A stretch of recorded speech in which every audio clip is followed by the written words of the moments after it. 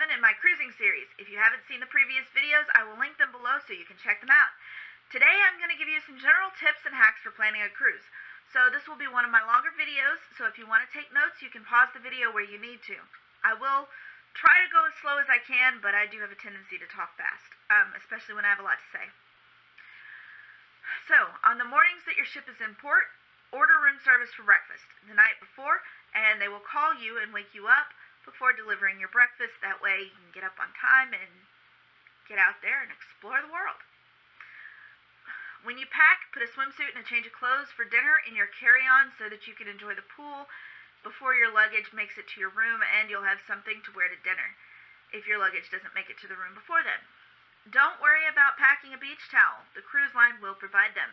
Just make sure not to lose them, and if you take them off the ship, make sure to bring them back, or you will be charged for them.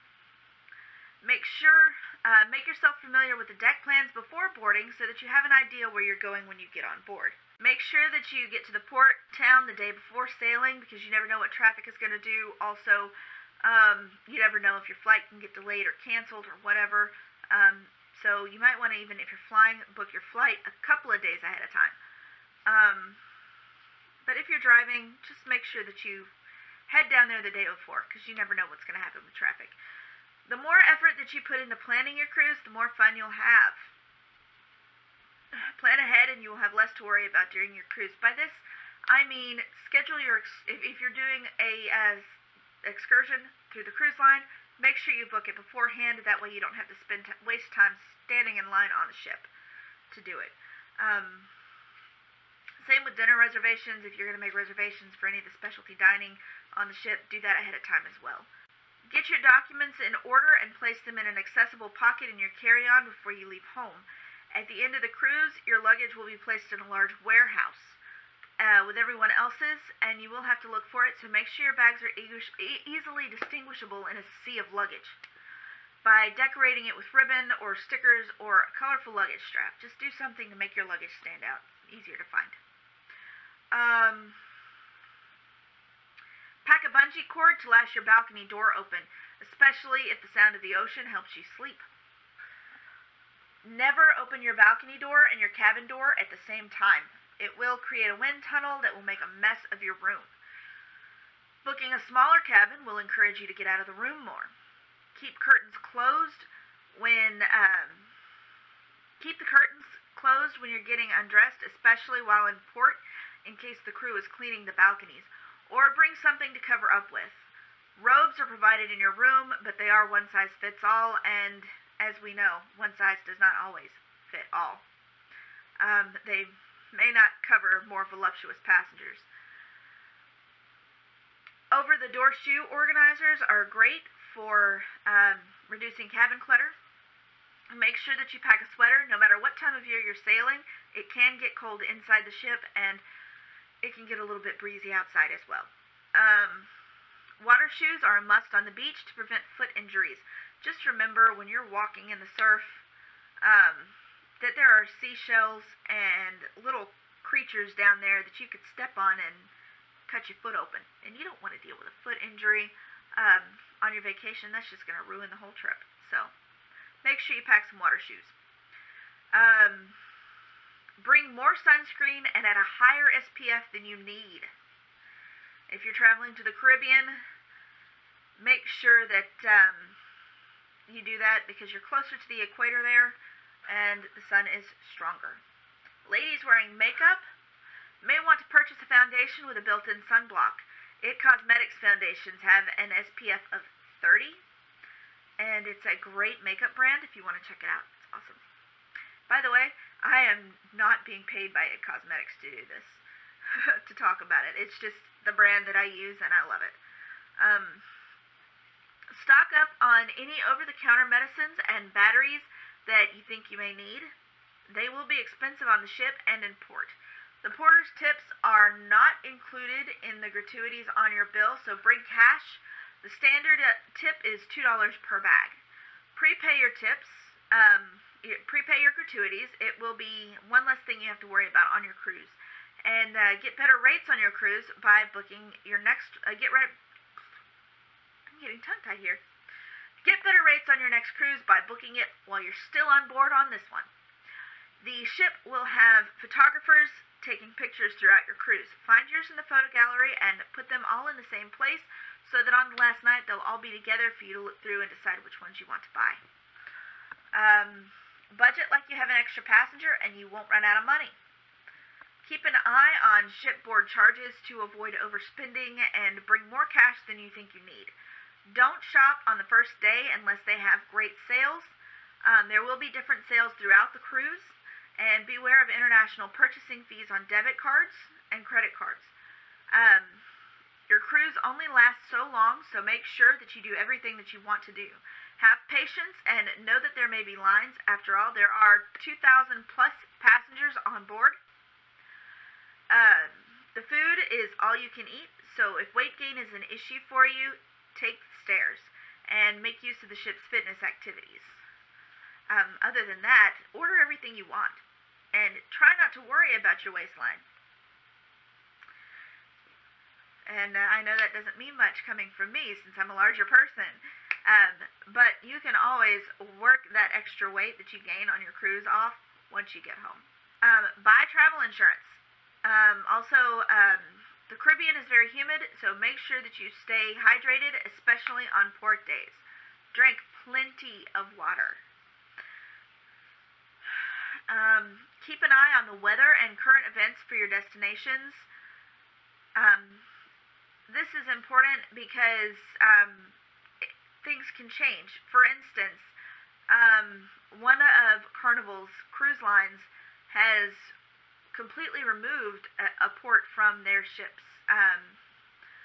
Acapulco, recently. They have changed the itinerary for 8 different cruises to remove Acapulco from the itineraries because there's some things going on down there that make it more dangerous. So they have replaced that with another port. So you want to keep an eye on current events as well as weather so that you can know how to pack. Let's see. My eye is itching a little bit. If you don't like your seating in the main dining room, you can usually change it. Just ask the maitre d'. Also, buy a drink package if you will be having more than just a couple of drinks a day. It is worth it. Be on time for dinner and don't linger. Other people have to eat too. Just remember that there are 2 serving times for dinner, especially on Carnival. I believe the first one is at 6 and the second one is at 8. So you don't want to take too long eating your dinner because they have to clean up and set those tables for the next service. You can have your own table if you request it. All you have to do is talk to the maitre d'. Bring a highlighter to use on your ship newspaper to highlight things on the schedule that you want to do. Read the ship newspaper as soon as you get it. It tells you what's going on the ship. And if there's a problem, if you have a problem, make sure to get it fixed as soon as possible. Carry a deck plan on your person in case you get lost. Use the stairs during dinner and show times because it will get you to your destination faster as elevator traffic will be high during these times.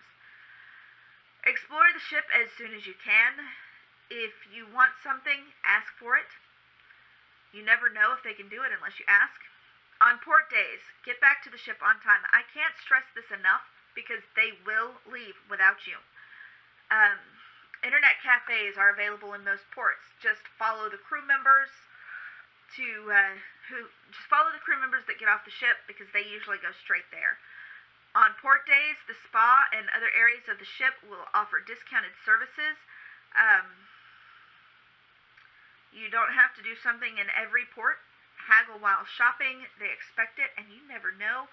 The casino might be a little bit looser on port days. Now, I don't know that for sure because I'm not a huge gambler, but you might want to try the casino. You never know. It could be looser. Slots could be looser. Games could be easier to win on those days. So check it out. Also, let's see. You don't have to do something in every port.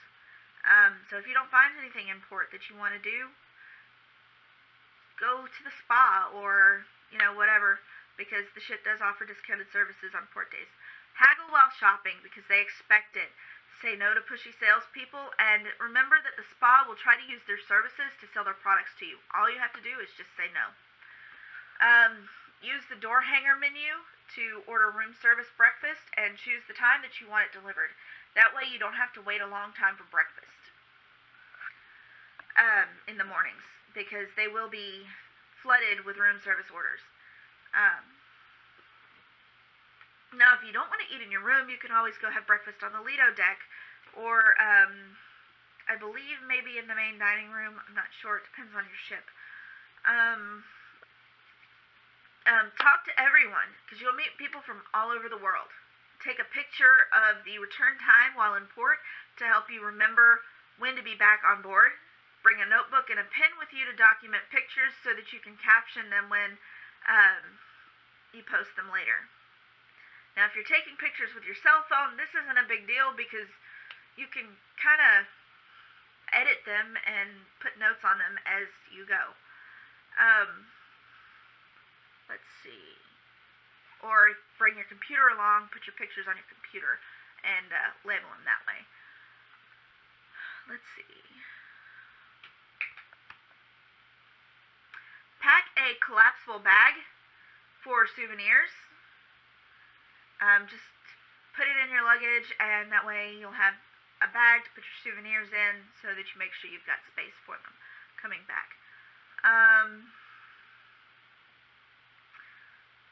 Take something to cover yourself with after showers in case the steward comes by. The steward will come by several times a day just to check on you, see if you need anything, or just to refill your ice bucket. So make sure that you've got something that you can just put on right after the shower, so that you can be covered when the steward comes by. Bring walkie-talkies to communicate with other members of your party while on board. Now, if you're traveling with Carnival, they have the Carnival Hub app, and you just pay $5 to use the chat feature on the Carnival Hub app. You don't have to worry about bringing walkie-talkies. You can just use your cell phone to communicate with anyone on board, actually, not just your party. Pack foldable flats and stick them in your handbag on formal night in case your feet start to hurt.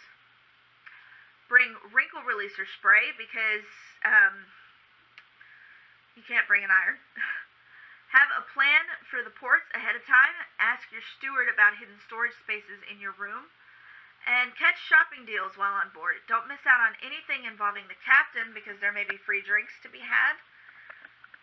Book your specialty dining options before the cruise as they fill up fast. And if you book the steakhouse the first night on Carnival cruises, you get a free bottle of wine. Bring extra batteries, chargers, and memory cards. And I'm sorry that this video has run so long, but I did have a lot to cover. I hope you found it helpful, and don't forget to like and subscribe below for more cruise advice and other videos. And I promise that as time goes by, I will get better at this. As always, thank you for watching, and have a blessed day.